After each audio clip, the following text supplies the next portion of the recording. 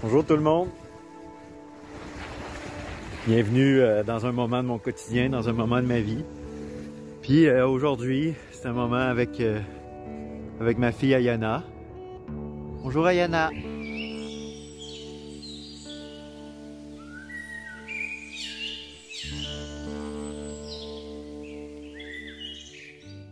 Elle est en admiration avec le paysage. Puis en même temps, je pense qu'elle va bientôt s'endormir. On est allé prendre l'air. C'est important pour moi de transmettre cet amour que j'ai pour la vie, pour la nature, à ma fille. Et à tous ceux et celles qui veulent bien l'entendre.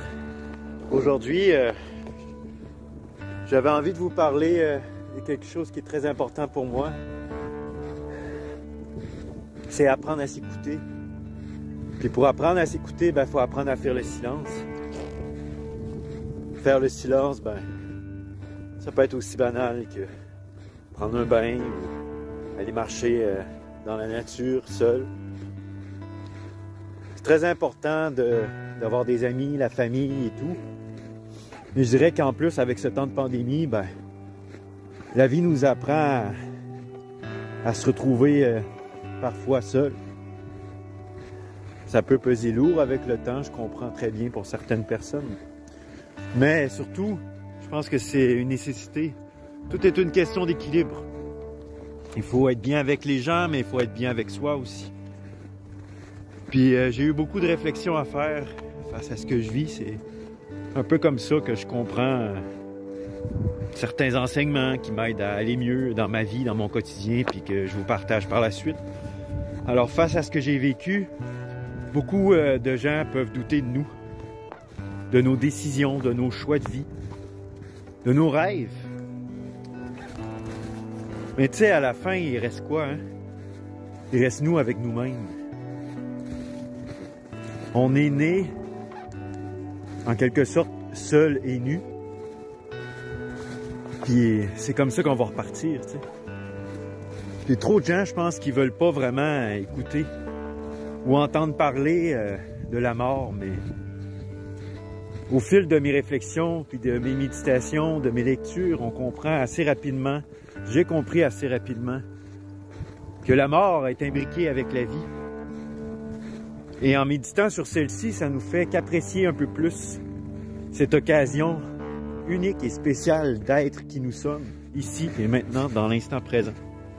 Puis face à ça, qu'est-ce que je peux faire? Face à ça, je peux choisir de m'écouter, d'apprendre à m'écouter, puis à respecter mon ressenti. Même si les autres trouvent que ça n'a pas d'allure, je pense que c'est important d'apprendre à oser. Oser l'aventure d'une vie, notre vie.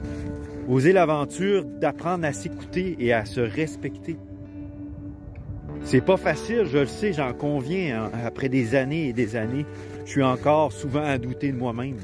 Mais je pense que c'est vraiment le chemin qui mène directement au bonheur véritable. Apprendre à écouter ses besoins, apprendre à écouter ses sentiments, apprendre à écouter ses rêves et à oser faire un pas de plus vers qui nous sommes réellement.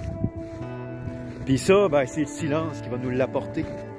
Le silence intérieur. On va retrouver en quelque sorte des rêves d'enfants, des moments qu'on appréciait, puis qu'on peut se redonner la chance de faire, exemple de contempler un coucher de soleil, d'une simple marche dans la forêt. Alors voilà, c'est le-tu que je vous laisse pour cette semaine. La nature, oui, mais aussi le silence intérieur. Allez à l'intérieur de vous-même, retrouvez votre vérité pour votre vie. Écoutez-vous. À bientôt. Puis si vous voulez un petit peu plus de contenu, puis voir l'épisode 1, allez sur mon site web dans la section vidéo, jasonlapointe.com. Bye!